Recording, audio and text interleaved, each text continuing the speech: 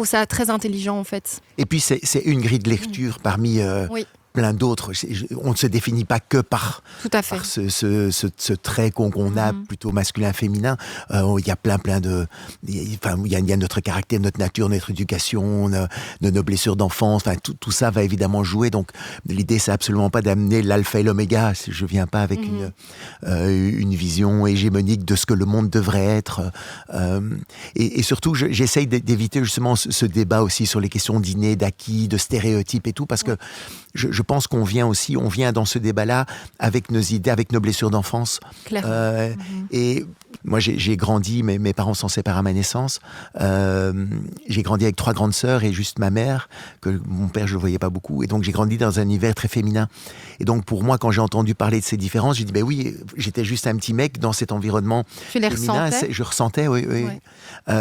Et donc, pour moi, c'est évident qu'il y a évidemment qu'on a des parts masculines et féminines, mais il y a des différences qui sont présentes. Ah, mais complètement. Simone de Beauvoir, qui elle a été blessée parce que son père voulait un garçon. Évidemment que pour elle, et de l'époque dans laquelle elle a grandi, c'était inaudible d'entendre parler de différence entre hommes et femmes. Évidemment que tout son combat sur le fait qu'il n'y a pas de différence, et c'est tout à fait légitime.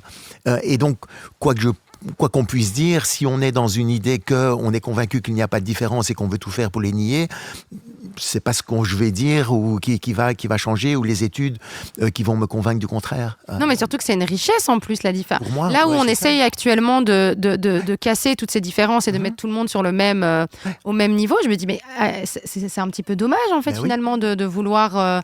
parce que comme les différences de culture sont une richesse, les différences entre hommes et femmes sont une richesse. Et donc, honnêtement, moi, je trouve ça génial de justement... En fait, et en plus, c'est drôle. Clairement, enfin, ce qu'on peut voir dans ton spectacle, et on va en parler, mais c'est ce côté à quel point, effectivement, les femmes se reconnaissent dans ce que tu dis, les hommes se reconnaissent dans ce que tu dis, mais majoritairement... Oui, parce que moi, j'ai une question. Ah oui, parce que Paul, j'ai une question. Attends, dis-moi. Moi, je me sens martienne.